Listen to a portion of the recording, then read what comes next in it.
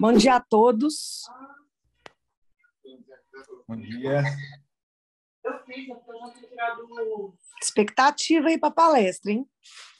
Então, rapaz, eu vou falar com você que Leonardo Coco, assim, são poucos que terão a oportunidade de ver Leonardo Coco palestrando assim numa quarta-feira de manhã. Bom dia. Você está vendendo isso aí muito caro, viu? Que isso, Não, Léo? É porque, Léo, em geral... Nós estamos deixando a palestra gravada, tá? Para depois disponibilizar para os nossos funcionários e a gente vai subir para o YouTube da JDC, tá bom? Com a sua permissão. Tá bom, se vocês não ligarem as besteiras que a gente falar aqui, tá excelente. Não, a gente não liga não, a gente está acostumado. Bom dia, pessoal. Bom dia, pessoal. Aqui a gente vai começar às 9h05, tá? Só esperar o pessoal entrar. Ô, Léo, eu tive que entrar aqui para falar que você é meu herói, viu? Por quê? Vai trazer o Cognos aí de novo? Vai. Ô, velho, aqui, mas nem eu imaginava que eu faria isso. Bom dia, galera. Bom dia. Bom dia. As próximas palestras serão Clipper, COBOL. Isso.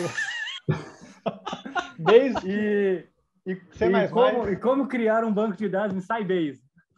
Eita ferro. A gente tá ficando bom mesmo, viu? Eu acredito no Cognos. Eu também acredito. Vou fazer a hashtag. Faz aí, hashtag eu acredito no Cognos. Mas depois dessa apresentação, eu acho que você vai sair com a visão diferente, tá, Marcelo? Não, mas com certeza. Eu dei esse spoiler, tá, Léo? Eu dei esse spoiler aqui, viu? Muito bom. Deixa eu pegar aqui.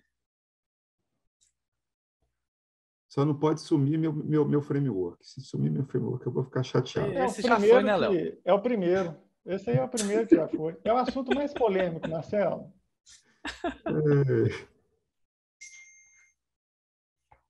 Não, o pior de tudo, sabe o que é, o Pena? É que eu já tô doido aqui querendo fazer pergunta.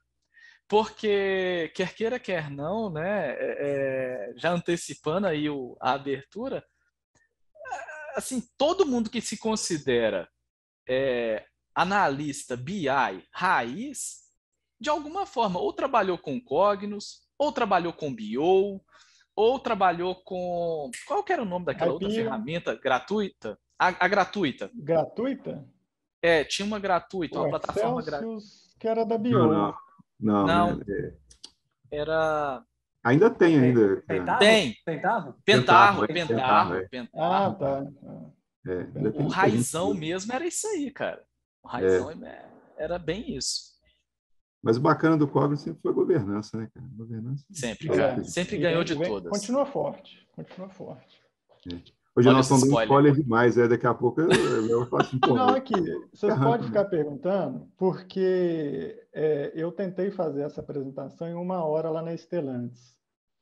Nós tivemos que fazer isso em vários dias, porque eles tinham várias perguntas. Então, assim, são perguntas infinitas, e todo mundo pergunta. O pessoal da área de negócio pergunta, o pessoal técnico pergunta. Então, assim, nós tivemos que fazer 3 rodadas para eu conseguir concluir uma apresentação com 14 slides. Nossa Senhora! Eu estou falando, o Cognos tem o seu momento, né? Ainda que de saudosismo, mas ele tem o seu momento. Bom, gente, vamos lá, Cléber, vamos começar aí que o pessoal já está... Bom. Deixa, Léo, se me permitir aqui, Cris, não estou quebrando o protocolo não, né? Posso começar aqui? Fica à vontade, a palavra é sua, introduz aí para nós. Beleza, bacana. Bom dia a todos. Bom dia a todos, pessoal. Hoje nós estamos aqui retomando vamos dizer, basicamente uma série de encontros que nós vamos ter para discutir um pouquinho a respeito de tecnologia. A JDC, acredito eu que todos saibam, principalmente o pessoal na área de BI, que nós somos bem agnósticos em relação a fabricante. Então, hoje, nós temos condição, hoje nós atuamos com Cognos, Tableau, Qlik, e com qualquer outra, Power BI, e com qualquer outra ferramenta que eventualmente vai aparecer. Tá? Porque a gente acredita na tecnologia e não na marca. Tá? Obviamente, existem algumas ferramentas que acabam se despontando volta e meia. Elas criam um espaço e algumas lacunas a partir das evoluções tecnológicas e a partir daquilo que ela traz, né, de inovação e, principalmente, aquilo que o usuário tem de percepção em cima dela. O Cognos, ele, contando ali um pouquinho da história da JDC em relação ao Cognos, a JDC começou trabalhando com Cognos, tá? Na época que era Cognos BI, tá? E era, há mais ou menos aí, há 13 anos atrás, a plataforma de BI que dominava praticamente o mundo inteiro. Tá? Quando se falava em BI, o que você pensava era Cognos. Por quê? Nela você tinha condição de ter principalmente governança, você tinha entregas e entrega, performance, entrega escalável, performance, você tinha segurança nas informações, ou seja, era um sonho de consumo. Onde que entendemos que o IBM Cognos começou a perder mercado? A partir do momento que o mercado começou a entender a experiência do usuário como fator preponderante. E ali ela demorou um pouquinho. Então, esse bate-papo com o Léo é justamente essa retomada. Por quê? Nós vamos conseguir entender aqui o que o Cognos, daquela época, do seu auge, até o momento que ele deixou de ser a principal ferramenta comercializada e aquela que sempre ocupava o principal quadrante do Gartner, que vamos dizer, que é quem avalia praticamente todas as empresas e ferramentas de tecnologia e outros assuntos no mercado. Quando que ela começou a descer desses quadrantes? Por que ela desceu? E o que ela está fazendo para se retomar? Tá? Então, assim, o Léo, ele dispensa apresentações, é um analista aí de longa data, assim, ele é especialista na parte toda de BI e agora já desenvolveu outras skills na área de engenharia de dados, né, Léo? E está aí, né? E está aí com essa missão, que é realmente uma missão difícil, que é resgatar o interesse por uma plataforma que esteve no auge no passado e que agora, com algumas transformações, tem que ser apresentada para nós de novo, porque nós estamos aqui para prover soluções para os nossos clientes, independente da marca e independente da origem dela. Léo, manda ver, meu cara. Valeu, Clean. Pessoal, bom dia, tudo bem? Bom, o Clean já me apresentou, meu nome é Leonardo Coco, sou analista na JDC, na área de Business Intelligence, e a ideia aqui é mais um bate-papo, tá? Essa apresentação foi feita em um parceiro nosso, a Stellantis, e isso inspirou a atualização do Cognos, que foi instalado em 2016 nesse parceiro. Então, a ideia é trazer essas novas funcionalidades que eu tenho, que o Cognos tem, e mostrar qual que é o foco dele hoje, tá? Então, na verdade, é uma plataforma aqui. Nós temos uma agenda para cumprir. Então, deixa eu ir para a minha tela. O que está obsoleto, o que há de novo, os principais recursos, framework versus data modeling. Quem aqui conhece o Cognos? Deixe-me saber. Quem conhece? Aqui tem aquela opção de levantar a mão. Pode falar no áudio aí. Tem alguém que não conhece? Eu vou levantar minha mãozinha agora. Tem aí, ó. Eu não conheço, não. Não? Ok. Tem alguém da área de negócio que não seja da área de tecnologia? Tem como levantar a mãozinha? A Cris não é da área de negócio. Eu sou da área de negócios. Da área de negócio, né? Sim. Tá, eu vou tentar ser menos técnico, porque a gente nem vai também entender as ferramentas. A ideia aqui é saber que elas existem e onde elas se encaixam, tá?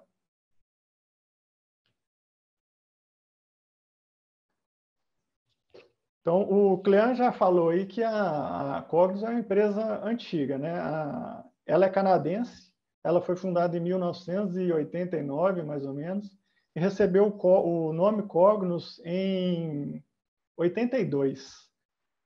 Quando o Clean também já comentou, em 2007, a SAP comprou a BO, que é o Business Objects, e a Oracle comprou a Hyperion. Em novembro, a IBM anunciou a compra da Cognos e eles concluíram essa junção em 2008, em janeiro de 2008. Eu lembro que eu estava num projeto na Mendes Júnior. Aí, para quem acha que Cognos vem de cognitivo, não tem nada a ver. Cognos é um fragmento de uma palavra latim, cognosco, que significa conhecimento e experiência pessoal. No português eu aprendo, eu conheço, eu reconheço. Então, isso tem tudo a ver com a filosofia da ferramenta. E isso desde 69. Os caras já tinham esse foco. Então, a versão, né, na verdade, que a versão que mais apresentou diferença após a compra da IBM foi em 2016. Então, a gente tem um gap de 2008 a 2016 sem nenhuma melhoria que fosse significativa para quem trabalhava na área de BI. Ela passou 8 anos só atualizando a ferramenta, mas nenhuma melhoria. Eu lembro que ela, na versão 10, ela criou o Dynamic Cube, né, o DQM, mas era muito complexo de ser utilizado, então isso não foi para frente. Eu não me lembro de um cliente que utiliza, a não ser um que fez um tabelão, mas não é para isso que o DQM servia, né? Enfim, de 2016 veio 2019, 2020, e em maio de 2021 ela lançou essa versão 11.2, totalmente refatorada. Então eu tenho aqui, carregamento mais rápido dos dashboards, que é melhorias de desempenho de metadados, utilização de JavaScript reduzido, a gente vai ver isso aqui no próximo slide, reduzir a aplicação de CSS e consultas otimizadas. A redução desse CSS implicava na alteração e customização do portal. Eu tinha que fazer N configurações em vários arquivos. Hoje isso ficou menor, né? Eu tenho poucos arquivos, eu tenho maior flexibilidade, está mais centralizado. A utilização do JavaScript é a mesma coisa. Eu não preciso mais desenvolver em JavaScript alguns objetos que a gente utilizava com frequência. Isso foi colocado como objeto disponível dentro de um relatório. E outras ferramentas que a gente vai ver um pouco mais para baixo aqui. Então, em maio, foi um ponto de divisor da IBM na área de inteligência artificial e ciência de dados. Tá? Ela está, segundo a IBM, eu ainda não consigo constatar isso, mas segundo a IBM, ela está 59% mais rápido que a versão 11.1.7. Então, se julho de 2020 já era rápido, agora ficou veloz, né? O que está obsoleto? Sem suporte para Internet Explorer 11, na versão 11.2 e superior. Ali está com X, porque em outubro já foi lançado uma release 11.2.1. Tá? Então, para quem instalar a versão 11.2, vai tomar esse código aqui, na tela. Então, ele não funciona mais para a versão do Internet Explorer 11, porque a Microsoft já anunciou o encerramento do suporte à internet. Então, a IBM faz a mesma coisa. Tá? Sem atualização do Query Studio e Analysis Studio. Vou perder os objetos que foram construídos em Query Studio e Analysis Studio? Não, eles continuam funcionando. Entretanto, eu não consigo fazer a manutenção. Eu preciso abrir o meu Query Studio e mudar um filtro, ou eu preciso criar um novo Query Studio. Não, não vai funcionar. Por quê? Ela só dá suporte aos browsers Chrome, o Edge e o Firefox. O Firefox é o único navegador que eu posso abrir e editar os meus objetos no Query Studio e Analysis Studio. Os demais, por força de, sei lá, de alguma regra dentro da empresa, se você não tem esse navegador, o seu Query Studio vai executar, entretanto, você não vai fazer mais manutenção. Beleza? Sem atualização para o framework. É o item polêmico.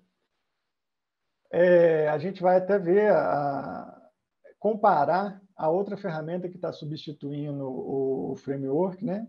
O framework, ele é uma ferramenta 32 bits, muito antiga, que é uma ferramenta de metadados, né? Que desde a versão 8 exigia uma curva de aprendizado muito alta. Então, todo mundo reclamava, mas era uma ferramenta que garantia a organização dos objetos que eu tinha dentro da plataforma do Cognos. Visualizador do Active Report. Ele está descontinuando esse Active Report, mas ele está criando um novo aplicativo que vai suportar um volume maior de dados. Então, esse visualizador aqui, ele não está muito explícito o que eles estão fazendo. Simplesmente foi informado que tem uma nova aplicação que vai ser refeita. O que há de novo? Bom, experiência de usuário reestruturada. A gente vai ver isso aqui na prática, né, como que ficou o novo portal do IBM Cognos. Suporte do assistente de inteligência artificial para o LAP.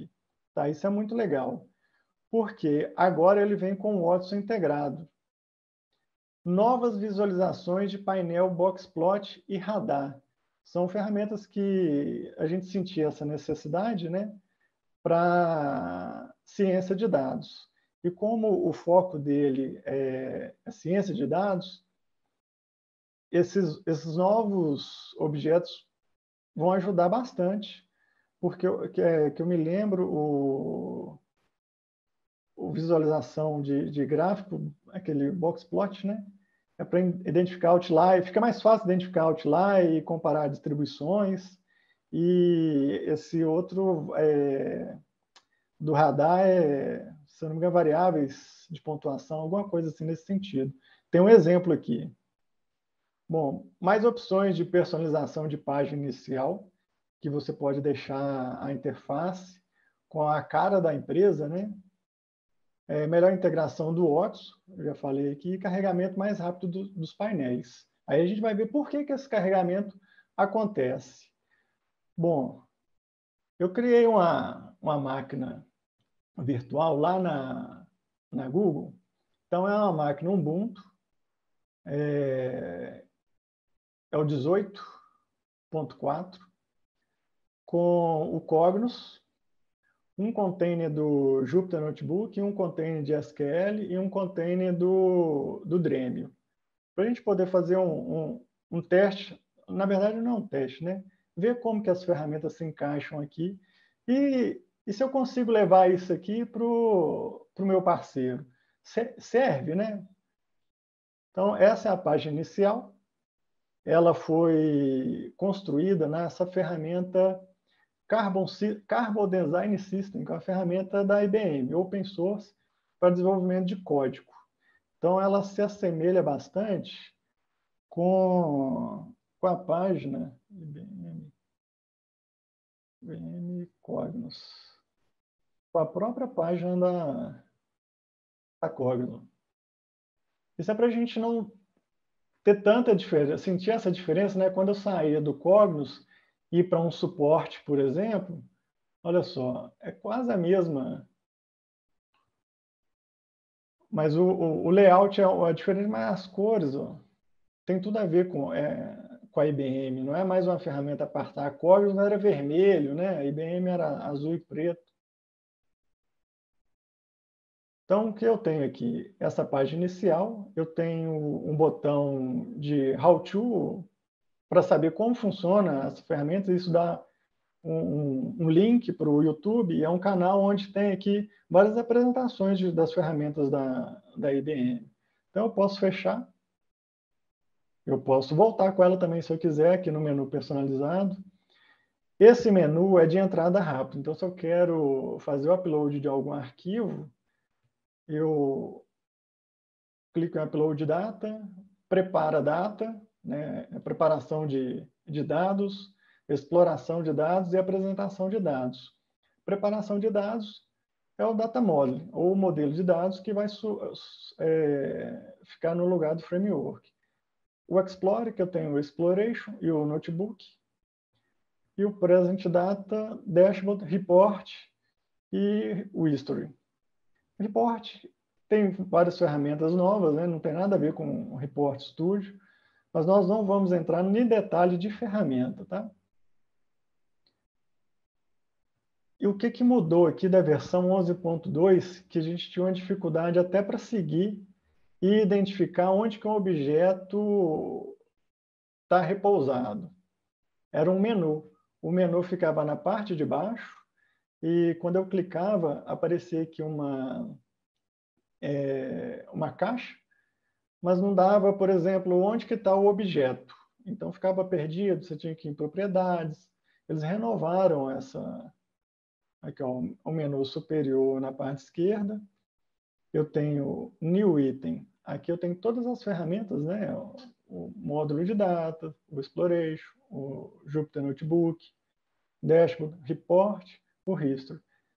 Dentro do Content, eu tenho essa interface, ela pode ser modificada.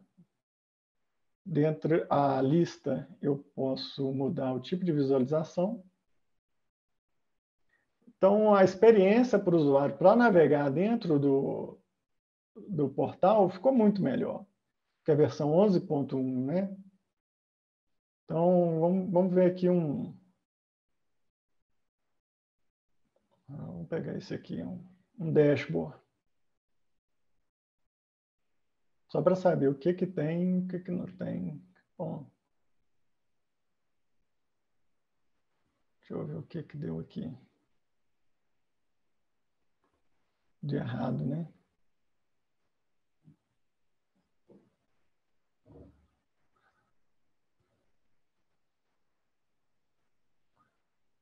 Bom,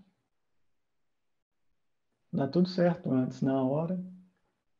Então, Léo, esse é o normal, Vamos meu ver cara. aqui. Se não acontece isso, meu amigo, é porque não Vamos ver aqui, ó, tá o certo. banco. Esses são os novos dashboards que eu tenho.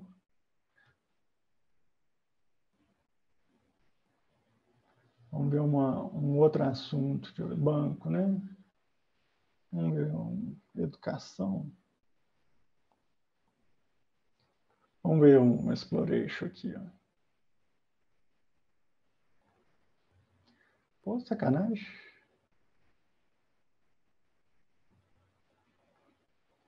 Deixa eu ver se alguma coisa caiu aqui.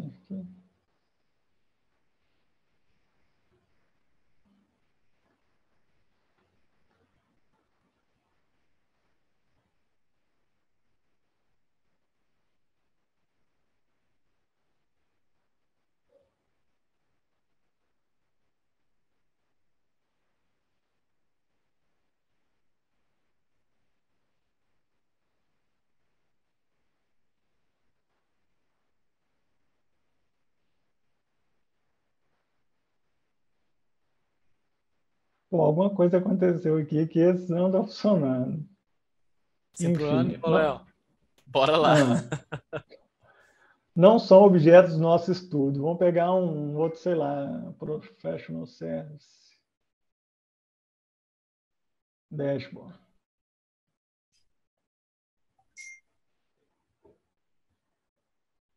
Mas tem alguns aqui que era legal passar.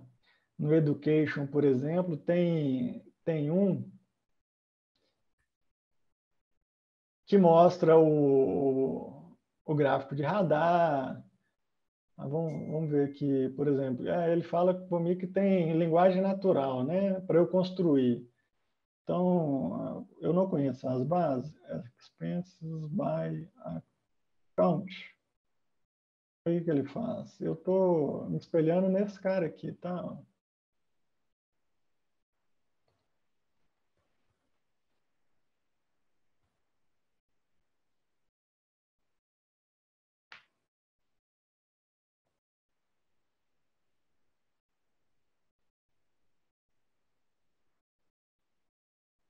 Algo aconteceu com o nosso amiguinho.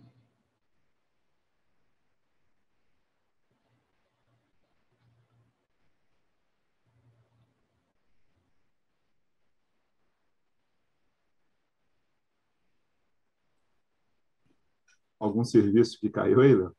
Algum serviço caiu aqui. Porque ele nem responde. Ó. Ele deveria responder assim, não achei nada.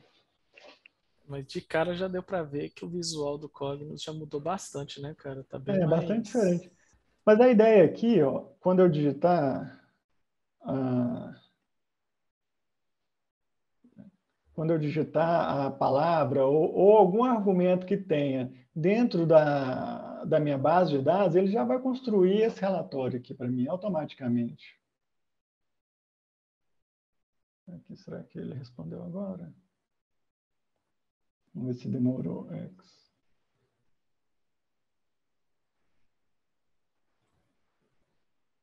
Já deu para ver um avanço significativo nos filtros. Agora, tá vendo? Agora ele já está respondendo, ele já está montando para mim ali. Ó. Ele já identificou que eu tenho algumas coisas. Deixa eu ver. Aí, ó, ele monta aqui mais ou menos. Aí eu escolho o que eu quero. Então, eu não preciso, por exemplo, chegar na minha modelagem de dados ali e criar uma tabela ou chegar aqui e criar uma query no dashboard. Eu simplesmente digito o que eu quero. Se tiver em português a sua base de dados, ele vai responder em português. Se tiver em inglês, vai responder em inglês. Tá? Então, ele cria e você escolhe aqui. Se está de acordo, ok, pega o gráfico e arrasta ele para o lugar que você quer.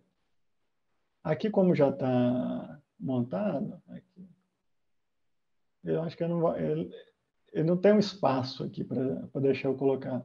Mas é assim que vai funcionar. Pronto, e fechou aqui e já está exibindo. Só assim precisa de ter um dataset pronto, Léo, para já só começar? Um dataset pronto. Não vamos falar dataset, não, porque dataset é uma nova ferramenta que ele trouxe. Senão isso aí vai causar confusão. Mas então, veja que está bem fácil e interativo de trabalhar com essas ferramentas agora, porque ele usa, se você chegar aqui, aqui já está falando, é IBM Cognos Analytics with Watson. Então, ele já tem o Watson embarcado nele. Não é uma ferramenta separada, o Watson está na nuvem, não. Na verdade, essa 11.2, o Watson já vem embarcado, nem na nuvem tem ainda. Então, esse aqui não é on-premise porque está lá no Google, mas eu posso instalar isso localmente, tá? Então, a gente já viu aqui algumas novas funcionalidades, né? A inteligência artificial que ele utiliza. O Boxplot ali, por algum motivo, não apareceu, mas eu tenho aqui as imagens. Mas por algum motivo ali parou de funcionar, mas depois eu faço talvez uma correção, olho o que é. Bom, isso é o que é de novo. Principais recursos, modelos de dashboard. Esses modelos de dashboard são esses aqui. Ó. Eu tenho uma infinidade de dashboards. Para quem trabalhou com Cognos, sabe que era uma tristeza para eu montar um layout digno numa apresentação. Hoje eu preciso só clicar e ele já vai para o painel. Da forma que eu coloquei lá. Então, eu escolhi aquele layout. Eu não vou montar um, mas é isso aqui, ó.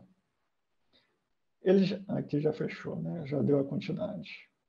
Bom, então ele já fez essa estrutura para mim e já colocou todos os objetos aqui dentro conforme o layout que eu escolhi. Então, eu não preciso ficar arrastando outra coisa. Ó. Eu tenho um painel que eu posso clicar e arrastar. Antes eu tinha que vir em propriedades, digitar o tamanho dele, executar, ver se está bom, voltar. Então, era bem difícil. O Cognos, eu queria mostrar esse gráfico aqui, ele é muito legal. Ó. Esse cara, acho que ele está em...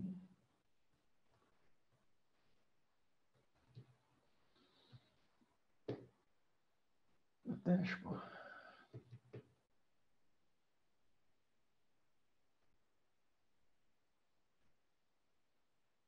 Aqui, ó, o gráfico de radar. Ó.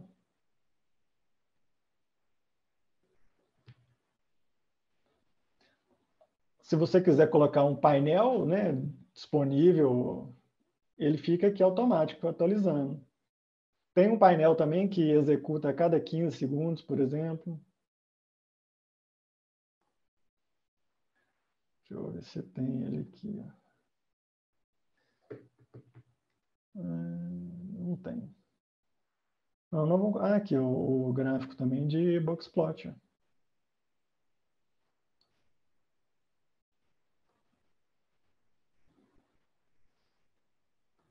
Para eu voltar, olha só que facilidade agora, tá vendo? Ele pode abrir aqui vários. Se eu não fechar, ele fica disponível. Mas esse aqui é um gráfico que eu posso clicar nele, ele é uma caixinha e ele vai expandindo, como se fosse uma hierarquia, aquela árvore genealógica, né, que fala. Você clica, ele vai expandindo, ele fica numa caixinha única, aí abre 2 caixinhas, 3 caixinhas, e ele é totalmente interativo. É muito bacana esse gráfico, mas aqui não... Bom, vou fechar. Tem ainda 30 minutos. Ainda a gente não entrou no item polêmico. Então, vamos voltar aqui. Expandir e recolher. Esse é um modelo que eu trouxe, porque a gente não tem nenhum nos samples do Cognos. Mas para fazer esse tipo de objeto dentro de um report, era necessário JavaScript. O Cognos HTML e Java. Para quem sabe desenvolver, é uma mão na roda. Mas para quem é analista de BI e usa o Cognos eventualmente, tem uma certa dificuldade. Então, esse é um componente que durante anos a gente reportou para a IBM que a gente queria um item desse e não fazer mais o JavaScript. E foi o que eles fizeram. Então, eu tenho um item para... É igual um Excel, né? Eu tenho um item aqui para expandir, ó, filtrar. Ele funciona igualzinho está aqui. Data Isso ficou Modeling. muito bom. Ficou muito bom, né? Data Modeling e tabelas customizadas. Esses 3 itens, apesar de não serem inseridos na versão 11.2, eles foram inseridos na versão 11.1, entretanto, bem precários. Então, a gente já sabia que eles iam acontecer em algum momento, né? Mas a gente não sabia que ia demorar tanto. Então, desde a versão 11.1 de 2016, a gente só conseguiu usar essas ferramentas efetivamente agora, na versão 11.2, que é de maio desse ano. E eu acho que vale a pena investir esse tempinho para entender o que é cada uma delas. Tá? Então, o Data Modeling, ou modelo de dados, é uma ferramenta de combinação, modelagem e transformação de dados baseada na web com foco no usuário final. Então, diferente do framework, ela não requer uma instalação no PC. Exige apenas uma máquina com a internet e um browser. Então, você não precisa ter uma máquina cara com Windows, porque além de ser 32 bits, o bendito é um Windows, só roda no Windows. Então, ela é praticamente, o framework é um burro de carga em relação ao data modeling. Aí eu vou falar por que a IBM resolveu investir só no data modeling agora, tá? Todos esses recursos que foram aprimorados, lá na primeira slide, a gente já falou que ela ia só desenvolver, aqui, ó, todos os recursos desenvolvidos futuros serão focados em aprimoramento do módulo de dados. Então, já é um sinal que ela não vai nem atualizar mais o framework, em algum momento ela vai descontinuar. Então, se você, parceiro, tem o seu framework sendo utilizado, é melhor já ir pensando em uma migração. Na verdade, não é nem migração, isso é uma reconstrução. Existe, né, um parceiro da IBM, que é a Morio, que faz esse tipo de procedimento, que é a migração, que é um arquivo XML e tal, mas eu não sei o quão caro é fazer esse procedimento. Então, o ideal é que já pense na saída do arquivo CPF do framework para o data modeling. Tá? Governança corporativa e auditoria de segurança. Isso já é prática desde do framework, então não é novidade. A gente consegue ter uma rastreabilidade de todos os objetos que eu tenho, desde o meu data source até lá no relatório. Então, uma coisa legal que ele traz é, se eu alterar o nome de um campo no meu data model, ele altera lá no report. Eu não preciso ficar me preocupando em publicar novamente e alterar lá, ou sem saber, por exemplo, quais são os relatórios que isso vai impactar. Ele já faz isso para mim. Né? Então, se eu tenho 50 relatórios, eu preciso alterar eles, eu posso alterar e automaticamente ele faz. Ou eu preciso alterar, mas eu preciso só saber quais são, são esses relatórios que ele vai dar para mim. Tá? Então, esse tipo de governança já é desde do framework que a gente pode fazer. Modelagem automática com linguagem natural e inteligência artificial. A gente vai perceber que ele consegue identificar alguns modelos e sugerir, né, para a gente, porque não é 100% que ele vai acertar. Detecção automática de junções. No framework, eu precisava abrir e identificar o item que eu faço relacionamento com as tabelas, é 1 para 1, é 1 para N, e isso ele também vai sugerir. Se tiver certo, eu dou OK. Se tiver errado, eu refaço. Mas já facilita bastante. Tá? Faço integração de dados do Excel, eu posso simplesmente, além de ter uma tabela, acoplar ali um Excel para fazer relacionamento com essa tabela. Tá? Então, se for uma POC, ou se é uma apresentação, eu preciso incluir ou enriquecer essa apresentação com alguns dados que eu tenho só em Excel, eu não tenho outra coisa e tem que ser rápido, Excel aqui, ó, e faz essa análise e exporta para um Explorer, ou report, sei lá, N ferramentas que a gente tem disponível. Views materializadas da memória, o dataset, que é aquilo que eu falei com você, Cleandro. Dataset, a gente pode confundir aqui o que é, e eu vou te explicar como que isso funciona, como que é legal, mas cuidado. Cache de consultas na memória também está associado ao dataset. Então, vamos abrir aqui um pouco o data model, só para a gente aprender como que funciona, né? O data model. Simples. Eu tenho aqui o Adventure Works, que é uma base da SQL. Linguagem natural. Qual tabela contém aquilo ali, aquela palavra? Só essa? Então, eu faço o data model com ela. Quero selecionar a tabela? Vou selecionar aqui todas. Meu modelo vai abrir relacionamento. Ele deu todos os relacionamentos. Se eu tiver um datamart, é lógico que quando eu estou construindo, eu sei quais tabelas compõem esse datamart. Então, é a fato, a dimensão. Aqui eu joguei todo mundo. Então, ó, já está relacionado. Está errado. 2 cliques e refaço o meu relacionamento. Tabela customizada. Aí eu posso criar uma cópia da tabela, fazer um join entre tabelas, fazer uma view da tabela. Então, se eu quiser, sei lá, cópia da tabela. Então, eu preciso dessa tabela, tem uma tabela cliente.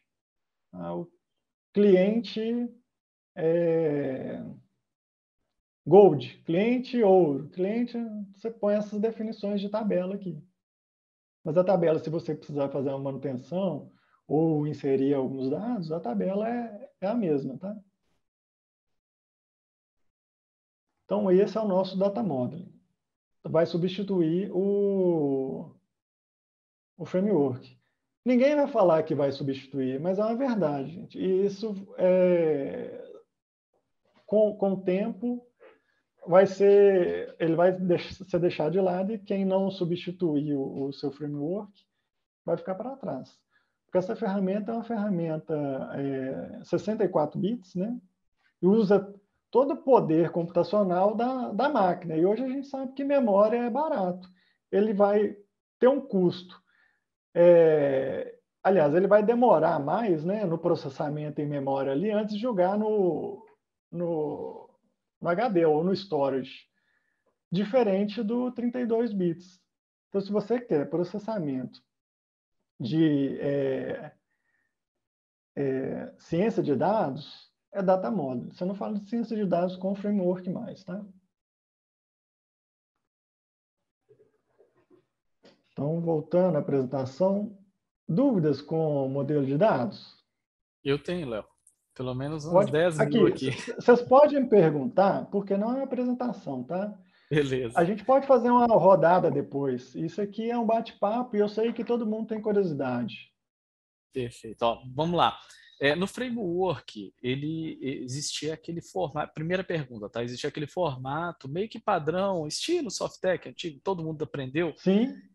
Que você tinha lá a camada de banco, a camada de negócio, a camada de apresentação. Dentro do Data Modeling, isso fica do mesmo jeito ou existe uma nova metodologia para se organizar e orquestrar a modelagem?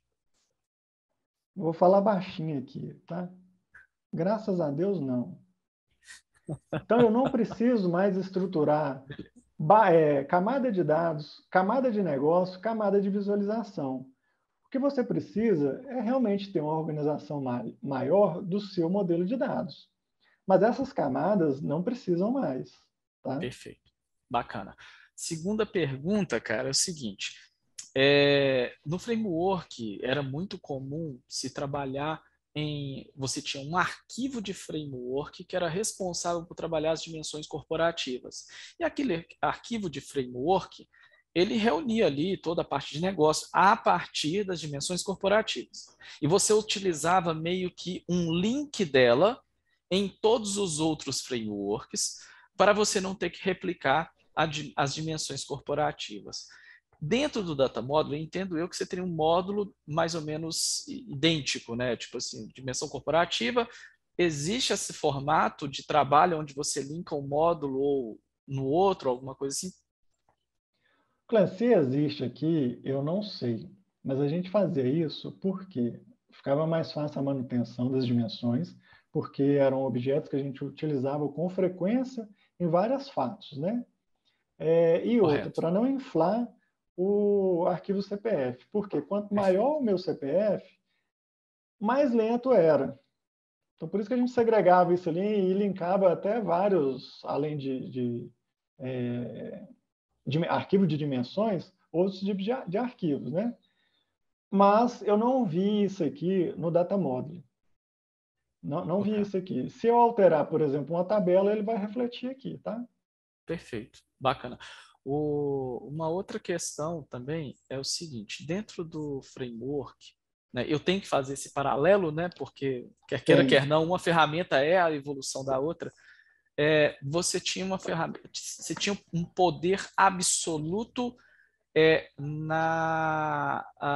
vamos dizer, na condição de apresentar um dado ou não, no grão mais baixo da informação possível. Tá? Ou seja, eu conseguia determinar que um grupo de usuários não iria enxergar determinado conteúdo daquilo que está modelado. Dentro do Data Modeling também tem essa possibilidade? Nas versões anteriores, não. Nessa versão a gente consegue. E a gente tem até fizeram essa pergunta na Stellantis, né? E a gente conseguia até contornar com outra ferramenta, que era a segurança para a leitura do BigQuery. E também na versão anterior, até na 11.1, 11.1 alguma coisa, 11.1.2, não sei, eu não conseguia ler as tabelas aninhadas do BigQuery. Então, tabela aninhada é quando eu tenho, por exemplo, 5 tabelas e uma delas é um agrupamento de itens. Ali dentro é uma extensão, né? Na hora que eu clico nessa coluna aqui, ela abre, vai ramificando. Ele não fazia essa leitura e hoje já consegue fazer. Então, sim, eu consigo fazer a governança e segurança dentro do Data Modeling. Bacana. Outra questão é velocidade, porque a gente tinha, qual era o cenário que a gente tinha dentro do framework, tá? Isso, eu lembro que o framework, ele era, toda vez, e era um dos problemas, né, era uma das vantagens e problemas. Toda vez que você precisava de executar um relatório, por trás ali dos bastidores, o que acontecia na realidade era que o Cognos, a partir daquela ação sua de mandar executar o relatório, ele criava ele fazia um comando a partir daquilo que tinha dentro do framework de query e executava lá no banco. Bacana. Então batia lá e voltava. E isso ficou com esse cenário de termos assim, uma volumetria de dados cada vez maior e ferramentas tendo que trabalhar, administrar essa volumetria, começou a ficar meio complicado, né? Porque você não conseguia chegar lá. Daí a IBM resolveu implementar acho que era o Dynamic Query, né? Que era o DQS, né? Que você habilitava o DQM, isso, Dynamic Query Mode. E aí ele subia aquele conteúdo para a memória. O Data Modeling, você também faz essa opção de, não, ou sobe para a memória, ou ele vai realmente lá no banco todas as vezes? Nós vamos chegar nesse ponto aí. Beleza. Mas então não vou adiantar, não. Não, mas eu vou te explicar qual que é essa diferença. Nós temos 3 tipos de consultas no Cognos. CQM, que é o compatível, o DQM, que é esse que você falou, e o de dataset. Tá? O CQM, ele vem desde acho que Impromptu, que era o Cognos 7. Quando você lançava... CQM Não, era... Eu esqueci, modelo de consulta compatível. Então, eu tinha o Cognos, o Report Studio lá. Quando eu executava, ele criava se você vai lá na máquina, você vê lá BI Bus executando, que é um serviço do Cognos. Esse BI Bus ele é 32 bits. Então, ele demora muito para carregar e depois despejar o resultado. Quando eu uso o DQM, que é uma modelagem muito complexa, que eu preciso também daquele Query Analyzer, ele é 64 bits. Entretanto, muita gente deixou de utilizar por conta dessa complexidade. O que o Data Modeling resolve em relação a isso? É o dataset. Primeiro que o Data Modeling, ele é 64 bits. Tá? Então, a consulta ela é realizada em memória. Eu posso sim configurar ele para buscar só o que está faltando ali na memória para ele fazer essa consulta lá na base de dados. Continuo com o tipo de consulta. Por exemplo, abri o Data Modeling, pluguei no SQL Server, eu tenho lá os tipos de consulta, que é o tipo de consulta Cognos, que ele continua fazendo aquelas subconsulta, e o tipo de consulta do banco de dados. Então, eu posso escrever select, né, SQL ali dentro do data model, join e criar uma tabela, mas com a linguagem do banco de dados. Então, ele remete essa consulta para a base de dados resolver. Ele fica guardando. Se o seu data source, se o SGBD responder rápido, vem rápido. Então, ele continua. Entretanto, ele é muito mais rápido e é específico para a ciência de dados e não é para relatório, igual o framework era. A gente não sabia que esse volume de dados seria demandado. Então, volume pequeno, né? 32 bits. Volume grande, 64 bits. Então, ele tinha esses tipos de consulta. Eu não sei se eu me fiz entender. Ficou claro? Perfeito, Léo. Entendi perfeitamente, cara. Bacana. Então, no final das contas, eu já não preciso mais de ficar fazendo opção, né? O próprio Data Model vai acabar autogerenciando isso para mim, no final das contas. Isso. Aí eu vou te mostrar aqui o dataset, porque você perguntou, mas eu faço uma consulta em memória? Nós vamos chegar lá. Então, dataset. O que o excelente desempenho interativo? Limite as consultas SQL extremamente caras, reutilizando os resultados. É aquela pergunta que você me fez. Ele vai lá? Não precisa ir. Eu só vou trazer o que eu preciso. Junte várias origens de dados ou realize outras tarefas ETL dentro do Cognos, em vez de sistemas de origem. Observação, tá? Cuidado com isso. Os modelos existentes do Framework Manager ou Transform são muito complexos ou lentos para self-service. Resumo, o que é um dataset? É um conjunto de dados agrupados que você usa com frequência. Então, você tem uma tabela que utiliza com frequência. Preciso de todos os dados nessa tabela? Não. Opa, então é um forte candidato a deixar isso aqui na memória. Porque ele é uma opção de processamento de dados em memória e contém dados de vários data sources. Eu posso pegar ali N origens, né? E agrupar essas informações. O legal disso é que ele fica armazenado no Cognos em arquivo Apache Parquet. O Parquet é carregado na memória do servidor do aplicativo em tempo de execução. É isso que evita as consultas a irem lá na base de dados toda hora. Então, se eu tenho, por exemplo, um datamart de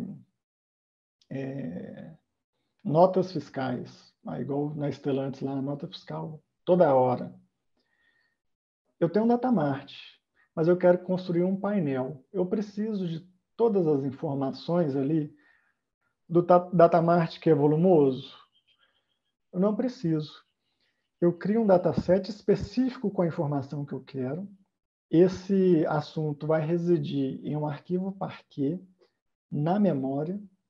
O arquivo Parquet é colunar, tá? Então, por isso que ele é muito rápido. Tem uma comparação da Databricks, que se você tem um volume tipo 1 tera versus 100 gigas para o arquivo Parquet. Se eu armazenar 1 tera, eu tenho 100 gigas. Se eu armazenar o mesmo conteúdo em Parquet. Então, assim, reduz drasticamente e é bem rápido, tá? Então, esses são dados do Databricks. Então, esse Parquet fica residindo na memória e você consulta. À medida que ele vai necessitando de informação, ele pega aquele fragmento lá no seu SGBD. Qual é o problema aqui do dataset? Não é uma ferramenta de ETL. Ele vai suprir, em alguns momentos, essa sua necessidade. Então, cuidado na utilização dele, porque muita gente, agora eu vou fazer o ETL todo no dataset. E começa a construir lá, fazer select, puxar informação. E na hora que precisar de uma alteração realmente, você vai ter que dar manutenção em vários datasets. Então, o ideal é você ter um data model, pegar esse dataset seu e plugar no data model, no seu modelo. Um outro problema, eu não posso plugar o meu report, o meu Explorer, o meu dashboard no dataset. Então, eu tenho que voltar essa informação para o modelo. Então, eu acredito que hoje ele tem essa ineficiência, mas futuramente, talvez, ele vai dar uma melhorada. Ou talvez isso seja por conta de governança. Então, eu tenho o meu data model, crio o dataset e volto essa informação para o data model. Do data model, eu consigo criar relatório, dashboard, utilizar essas ferramentas. Ok? Dúvidas com esse dataset? Perfeito. Então, assim, no final das contas, o dataset, assim, eu posso ter um data model baseado em dataset, né? E agora, o dataset, beleza, ele vai trabalhar com a volumetria talvez maior de dados e ele precisa de ser carregado em algum momento, tá? Ainda que não seja com todo o conteúdo, mas ele precisa de ser carregado. Essa carga dele, ela é programada ou é em tempo de execução? Ela é planejada, ou você pode colocar em tempo de execução. Perfeito. Tá? O que mais? Vamos ver aqui. Tá, aqui é o fluxo desses dados, tá? Então, eu tenho aqui todos os meus SGBDs, minhas fontes. Eu tenho um Data Connection, que essa aqui é a arquitetura do que compõe o Cognos, tá? Então, eu tenho o framework, o modelo de dados. Desse modelo de dados, eu gero um dataset. Do pacote do framework, eu gero um dataset. Mas do dataset, eu preciso fazer um modelo de dados, para depois gerar um painel, relatório, ou um history.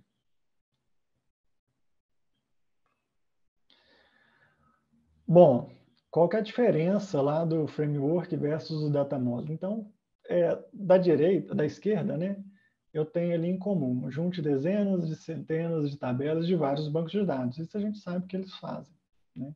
Execute consultas de fato de granulação cruzada. A gente sabe que os dois fazem. Crie cálculos e filtros simples ou complexos. Eu já testei também. Faz aqueles filtros que a gente fazia no framework também da mesma forma. Construir alias, views, união entre tabelas? Ok. Dados seguros por grupos, funções e usuários? Foi aquela pergunta que você me fez. Crie hierarquias dimensionais semelhantes ao LAP. Não preciso mais do... Até esqueci o nome. Como é que é aquela ferramenta? Análises, eu ia te perguntar isso. Não. Se a gente ainda, se existia ainda uma tendência de utilização da análise, uma vez que você tem, por exemplo, o dataset como a possibilidade de você fazer busca, pesquisas mais em um volume muito grande e de forma mais rápida. Eu não tenho mais. Até quando tinha o framework, eu já poderia fazer essa modelagem OLAP, né? Fazer os drills e sem utilização do transform. Com o Data Model fica muito mais fácil, né? Olha lá, oferecer governança corporativa, auditabilidade e segurança, os dois fazem. Não tem o comum. Modelagem automática com linguagem natural e inteligência artificial. Isso não tem no framework. Detecção automática de junção, não tem. Fácil integração do Excel. Capacidade de limpar dados facilmente. Também toma cuidado, porque senão vira uma ferramenta de ETL, e não é o intuito disso, tá? Hierarquias flexíveis entre drill up e drill down. Criação automática de filtros de tempo interativo. Ele cria para a gente até uma tabela de tempo, né? Views materializadas na memória, que é o dataset, cache de consultas na memória, dataset, agregação de dimensões degenerada, dependência de comum. Degeneradas é aquela fato que eu tiro, por exemplo, um assunto que está na dimensão, excluo essa dimensão e ele começa a fazer parte da fato. Léo, deixa eu fazer um resumo aí. Assim. Então, posso dizer que o Data Model ele mantém o nível de governança que na realidade o framework trazia, só que agora com um grau de complexidade bem menor? Podemos? Sim. Isso. Essa frase, Marcelo, eu vou até anotar ela aqui, que é fácil para entender. É isso aí, com menos complexidade que o framework. Perfeito. Tá? Aqui eu posso, por exemplo, chamar Story Procedure, né? A curva de aprendizado é baixo. Eles têm muito em comum. Ok, mas o Data Model, assim, ele é bem mais robusto. Tá ótimo. Beleza? Ô, Léo, bom, Júpiter... outra dúvida aqui. Em relação às conexões ali, né? Inclusive, antes você colocou ali a parte de buscar resultados de várias tabelas e tudo mais. Falando da integração com outras plataformas da própria IBM, não é? Eu lembro que a gente, durante um bom tempo, teve um problema grande em tentar conectar, por exemplo, o Cognos e o TM1. Os dois não se conversavam direito ali, né? Como é que está essa parte ali? O Data Model ele traz algo diferente em relação a essas conectividades com outras plataformas da própria IBM? Tá, ô Diego, segundo a IBM,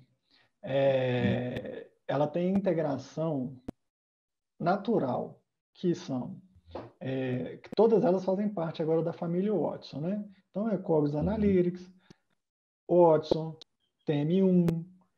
O TM1, inclusive, ele já vem com o nome TM1 Watson, né? Acredito eu que lá Planning Analytics. Isso. Watson. Então, elas têm essa integração, sim. Tá? Parece que é natural, e eu não fiz. Tá? Uhum. Como assim, eu tenho pouco conhecimento do TM1, a gente pode trabalhar, até chamar o Marcelinho para me ajudar com isso. Isso. Bacana. Então, aqui, ó, as conexões que a gente tem são essas aqui. Ó. Então, é uma infinidade de conexões. Aqui, eu estou vendo Spark SQL, o motor do dataset é Spark SQL, tá? Então é extremamente rápido. O Planning Analytics está ali, né? No passado, a gente teve muita dificuldade de fazer funcionar, apesar dele estar ali, tá IBM Planning Analytics, tá ali dentro. Aí é só fazer o teste agora. Aqui, né? Pois é, eu não sei. O que a gente tem que fazer? Ó, tinha que gerar um pacote, né? O TM1 tinha que gerar um pacote para o pacote ser importado para o framework para depois ser utilizado nos relatórios, né? Não era uma integração online, vamos falar assim, porque precisava fazer como se fosse uma extração mesmo do TM1. Mas depois, aí, quando eles tentaram fazer uma integração direta, ou seja, o Cognos ler diretamente o cubo TM1, aí tiveram alguns problemas ali, mas vale a pena testar. Entendi aqui, ó. Aqui tem a conexão, parece que é só apontar para o host do TM1. Alguma coisa nesse sentido. Só por isso aqui já entendo que dar certo ou dar errado, não tem muita opção, porque realmente é só uma URL. E a porta que é a porta da aplicação, né? Que é o serviço o servidor daquela aplicação específica do TM1. Depois eu puxo aí, junto com o Diego, com o Pena, a gente faz um testezinho aí. Tá? E o que eles implementaram também, já que a gente está falando de conexão, foi uma conexão com o Dremio. O Dremio é como se fosse um barramento para volume de dados. Então, imagine que você tem um data lake e é difícil ou caro a gente poder organizar esse data lake. Então, o Dremio faz essa ponte entre o pipeline, né, que é ingestion, integration, com o data science. Então, essa conexão, eu até coloquei aqui o Dremio, que já é natural. Eu tenho um container do Dremio e eu posso fazer acoplar, por exemplo, as bases do TM1 com um Cognos. Se a gente não conseguir, através dessa conexão do TM1 Analytics aqui. Tá? Então, essa é uma solução que pode contornar esse problema aí. O Dremio a gente utiliza, por exemplo, para analisar a log do Kafka, né? Algumas coisas nesse sentido, que é um volume muito grande. Então, é uma ferramenta que eu uso Select, tá? Não é ANSI, talvez eu precise fazer algumas alterações, mais /, asterisco from, na informação que está chegando. Então, vamos passar aqui para o Jupyter Notebook, que é o nosso último assunto.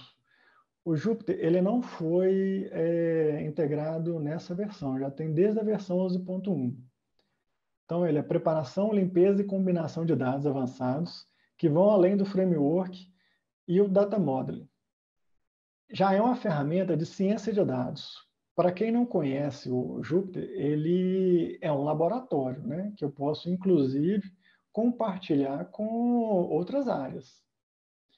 Análise preditiva de dados existentes do Cognos, integração fácil de visualização de personalizados do Cognos, desenvolvimento analítico de ponta a ponta e combine Python Viz com Cognos Viz em painéis.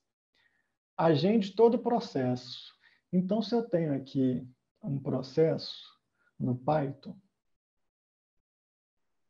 vamos pegar um exemplo aqui.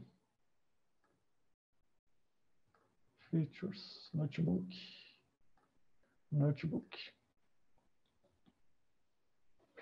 Se eu tenho um notebook desenvolvido por um cientista de dados, que porventura ele gastou seu tempo aqui analisando geralmente isso aqui é rápido. Agora foi. E eu quero compartilhar através de um Explorer, através de um dashboard. Esse aqui já está executado, mas eu posso executar, tá? Eu vou queimar a língua aqui, ver se vai funcionar. Aqui significa que ele está usando, está executando, executou, está funcionando, perfeito. Então, esses são dados de exemplo. Aí eu quero pegar esse aqui, ó, que o cientista executou para mim, e eu quero colocar num painel. Vou ver aqui. Vamos pegar um dashboard. Vou pegar esse cara aqui, que é o padrão.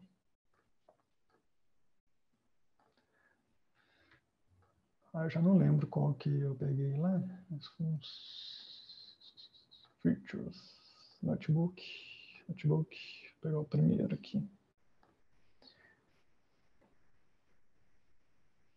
Então, eu trouxe aqui, eu quero aquela tabela. Nem sei se é... ele sessiona o código? Aqui, ó. Interessante. Eu não sei se foi aquele report que eu trouxe, mas se a pessoa executar ele ali, ele vai executar aqui, e o dashboard fica disponível em um painel. Então, assim, é uma ferramenta que, assim, já é difícil a gente explorar todas as ferramentas que essa versão chegou trazendo para mim. Então, ele já passa de uma plataforma de BI para uma plataforma completa de ciência de dados. Ele consegue processar volume de dados, então precisa de uma máquina. Ele já, inicialmente, já exige 32 megas de RAM, tá? Só para instalar. Mas para ciência de dados, memória é barata hoje em dia. Então, eu quero uma plataforma para ciência de dados, eu vou usar o Cognos, porque ele tem uma suíte completa para mim aqui e me atende tranquilamente. Ó. Esse é um dos plus que a gente tem com o Jupyter. Agora ele se assemelha ao Databricks, por exemplo, né?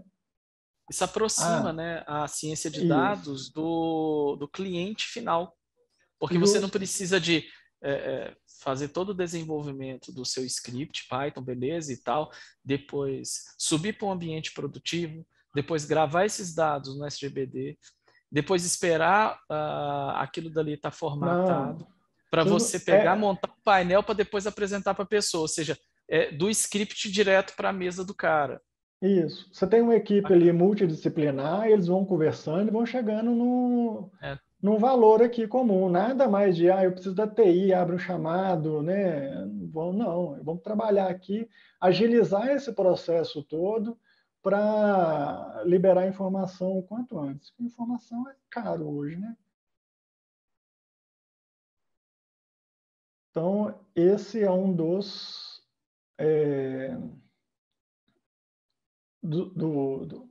das novidades que eu acho que a IBM traz, que vão fazer uma diferença muito grande no pipeline de ciência de dados. Então, essa é a parte de combinar o Python com o código. O Python aqui, você pode usar a linguagem que você quiser, né? Aqui é Python, usar a biblioteca. Se tem alguma coisa que o Cognos não faz, você pode utilizar uma biblioteca aqui e começar o seu desenvolvimento. Pandas, Python, enfim. Aqui fica a critério, né, ao sabor do cliente. Bom, é isso. A gente passou um pouquinho. Se alguém tiver perguntas... Eu já vou começar perguntando. Léo, antes o Cognos ele era os fronts principalmente claramente divididos em estúdios, né? Tínhamos aí o Query Studio, o Analysis Studio, o Report Studio. Esses estúdios eles deixam de existir e temos aí um front único. Como é que tá como é que ficou essa divisão? Alguns sim. Então, por exemplo, eu não chamo mais de Report Studio. Eu tenho Dashboard, Report e History. O Storytelling aqui é quando você quer contar uma história, então dá um play e essa história fica passando no painel o tempo todo. Se você vai fazer um relatório, deixa eu ver se alguma funciona. Mas praticamente nós temos esses objetos aqui, ó. Então é o modelo de dados, o Exploration, o Notebook, o Dashboard, Report Studio e o Storytelling. Tenho outras? Tenho. Que é o Event Studio, continua funcionando, tá? Uhum. Então, por exemplo, eu quero disparar e-mails para os meus correspondentes no banco. Coloca um evento, né? Ele vai disparar esses painéis através de e-mail, PDF, né? Pode ser chapado no e-mail, pode ser PDF, Excel. Então, deixa eu ver aqui se eu tenho um storytelling. Mas sim, Marcelo, deixa de ser estúdio, tá? É report. Eu não tenho mais Ficou mais intuitivo, né, Léo? Entendi. Ô, Léo, bom dia. Marcelo aqui. Bom dia. Uma perguntinha mais ongoing. O ciclo de vida dos relatórios, mudança de ambiente, essas coisas, teve muito impacto por trás assim, de administração? Não, continua a mesma coisa, tá, Marcelo? Ah, boa. Valeu. Marcelinho, você viu que já surgiu tarefa para você aí, né? Fazer a conexão do... Rapaz, eu vi. Inclusive, até comentar que o Plane Analytics, como a gente trabalha com ambiente cloud, ele também vai sendo atualizado, né? Conforme as releases são soltadas lá. E nós estamos com visual bem próximo, tá? Eles estão focando na parte de visualização para o TM1, porque ele era meio precário nesse ponto. Então, eles estão usando esse layout aí, mais de 25 visualizações disponíveis. Então, tá bem bacana. Muita integração legal. Perfeito. Aqui, Marcelo, essa é uma exploração que a gente pode fazer, ó, por exemplo. A contagem de sentimento por ano, por cor. Então, tá vendo? Análise de sentimento, faturamento por ano. Eu entendi. É uma ferramenta bem parecida com o que o Click inaugurou, né? O Click tinha um storytelling dele, né? Não, deixa eu te mostrar aqui o storytelling. Deixa eu ver se tem aqui, se vai... Aqui, ó. Story. Deixa eu ver se vai funcionar. Aqui, ó. Eu dou um play e deixo ele executando. Tem alguns... Aqui, ó. Esse aqui parou. Eu tenho que dar um play. Aliás, eu tenho que dar um next, né? Mas eu posso deixar ele, por exemplo, eu tenho uma apresentação de 5 minutos. E ele vai executando. Você pode deixar também no painel, na entrada, né, da empresa. Eu tenho que 0 acidentes, não sei o quê. Muito bom. Ou no banco, né, fala a quantidade de cliente, quando que você... Ô, Léo, em termos de performance, meu caro, você já conseguiu fazer teste de performance? Porque, pelo que você passou para a gente, houve uma melhora de performance muito grande. E era uma das deficiências, assim, latentes no Cognos, né? Às vezes você colocava um painel para carregar e carregava, mas demorava um pouco, dependendo da volumetria de dados. Agora está melhor, cara, esse ponto? Você conseguiu fazer algum teste? Acredito eu que no passado essa demora se devia por má modelagem, né? Você fazia uma modelagem ruim, isso refletia nos relatórios. Se você tem um volume muito grande no Cognos, ele consegue resolver. Agora, realmente, eu fiz uma reconstrução de um modelo framework no novo Cognos. Então, a gente tem lá emplacamento, lá dentro da Stellantis, e eu trouxe esse emplacamento, ele fazendo a leitura no BigQuery. Aqui, clicar e abrir, tá? Aí você vai me perguntar, mas o que você sentiu diferença? É o Cognos? É o BigQuery? Mas eu tenho duas ferramentas para volume de dados altíssimo, né? Que tem performance.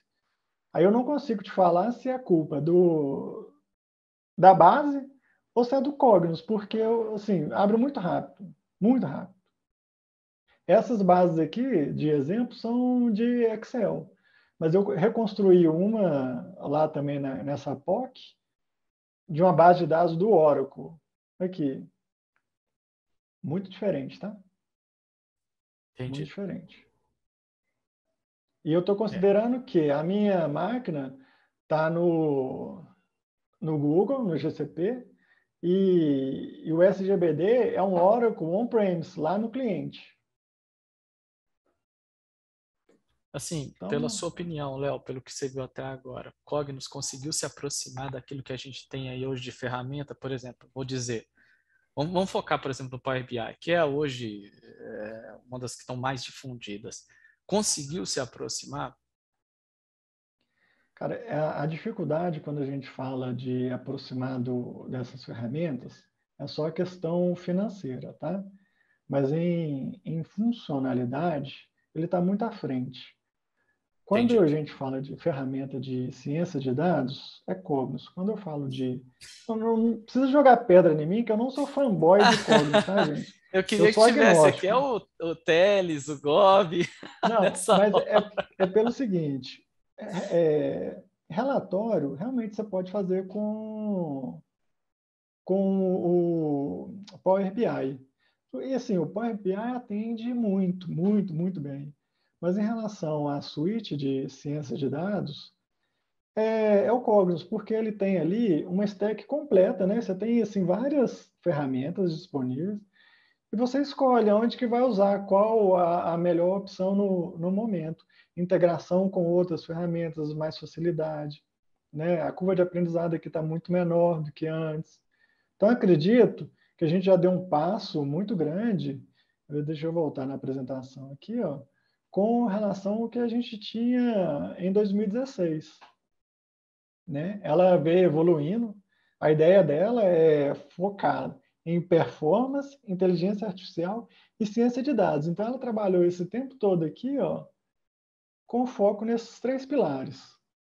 Quando foi em maio, ela soltou essa versão 11.2, recheada, né? Eu ainda não pude trabalhar em todas as ferramentas. Acredito que vale a pena a gente fazer várias rodadas depois e conversar até tecnicamente o que cada um faz, né? O que vai ajudar em algum cliente. Porque às vezes você tem um problema e não consegue solução. Ou então o cliente está lá agarrado com uma ferramenta antiga e eu falo com eles que ferramenta antiga não soluciona esses problemas novos. Os problemas novos são com ferramentas novas e é isso que a IBM está trazendo para a gente. Então, a ideia dela é isso. A gente vai abranger a ciência de dados. Por isso que é um canivete suíço que eu posso utilizar aqui. Eu preciso só saber aonde que eu organizo, né? Essa stack toda. Bacana. Excelente, gostei, viu? Eu assim, vou querer dar mais uma olhada no Cognos. Cara, até eu fiquei curioso e eu acho que vale a pena sim, tá? É mudança de paradigma, né, Léo? Ele veio com muita novidade bacana e eu acho que vale a pena a gente investir esse tempo para saber qual é realmente a proposta da IBM. A IBM ela é fraca aqui no Brasil, né, a gente já até conversou sobre isso. O Power BI ele é ótimo e a comunidade dele é muito grande. A maior comunidade do Power BI está no Brasil, né? São os MVPs da Microsoft. Então, que a comunidade acelera toda a alteração. Então, por exemplo, quando eu tinha um problema, eu ficava reportando para a IBM. Isso só vinha assim na versão um ano depois, né? Até a correção, bug que a gente reportava, a gente tinha dificuldade de atualizar a versão. O Power BI, toda vez, ele está soltando uma versão nova e a gente ou alguém cria e publica. Então, é difícil essa concorrência. Mas na hora de comparar, a gente não pode comparar a ferramenta de relatório. Eu sei que o Power BI tem o portal dele, né? Com a ferramenta, com o portal do Cognos, a gente não pode comparar. Porque ele já traz o Watson. Então, o valor dele é R$10 por licença no Power BI. Pô, mas aí você tem o Power BI só. E o Cognos, a licença, $40. Mas eu tenho o Watson, eu tenho infinidade de coisas ali. Então, se eu tenho uma equipe mais generalista, compro para esses caras, cara, informação. Não é o petróleo do século agora? Então, aí você pensa, qual que é o investimento que vale a pena, né? Eu entendo aqui, pela sua apresentação, eu entendo que hoje o Cognos, se a gente fosse pegar ali Microsoft, o mais próximo que ele se aproximaria hoje, né, não seria correto mais você comparar o Cognos na plataforma atual com o Power BI, com o Qlik, com o Tableau. Seria mais apropriado Tableau. você Não, comparar com o talvez o Tableau. Databricks. Com o Databricks. Não, é porque ele trouxe tanta coisa que você compara ele com... Você tem um braço dele, né, com o Databricks. Isso, exatamente. O braço, eu acho que é o braço evolucionário dele. É aquele braço que cada vez mais vai ganhar adeptos. Né? Que hoje em dia, a galera que está entrando, falou de ciência de dados, o cara está mexendo, é Spark, é Python, é Databricks, né?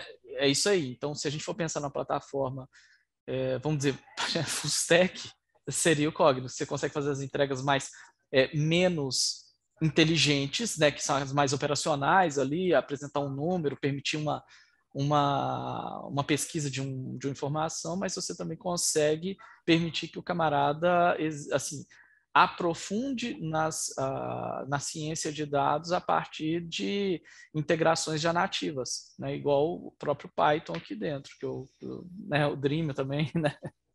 Isso. Bacana, gostei, curti bastante, Léo. Muito bom, cara. Tá de parabéns aí pela apresentação, viu, cara? Eu acho que trouxe bastante novidade pra gente. Bom, se alguém tiver alguma pergunta, pode mandar nesses 2 e-mails. Tá? Aqui é o QR Code do meu LinkedIn, também adiciona lá. E apesar de eu nem mexer muito nele, mas já adiciona lá que a gente troca ideia. Pode mandar ideia, pode mandar no WhatsApp.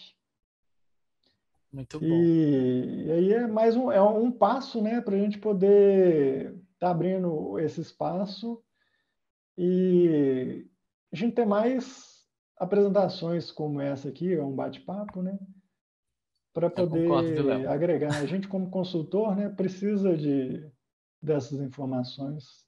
Então, quem quiser participar já fica o convite, né, Léo, para o pessoal de Power BI, para o pessoal de Eu acho legal, de 15 em 15 dias, por exemplo. 15 em 15 dias alguém vem e faz uma apresentação bacana aí também, ó, de um tema que gosta, para compartilhar. Porque isso faz falta para mim quando eu estou no cliente e eu não sei uma solução, mas às vezes a solução está aqui dentro da JDC, mas não foi compartilhada. Então, acho que é importante. Vamos virar essa chave aí e vamos começar.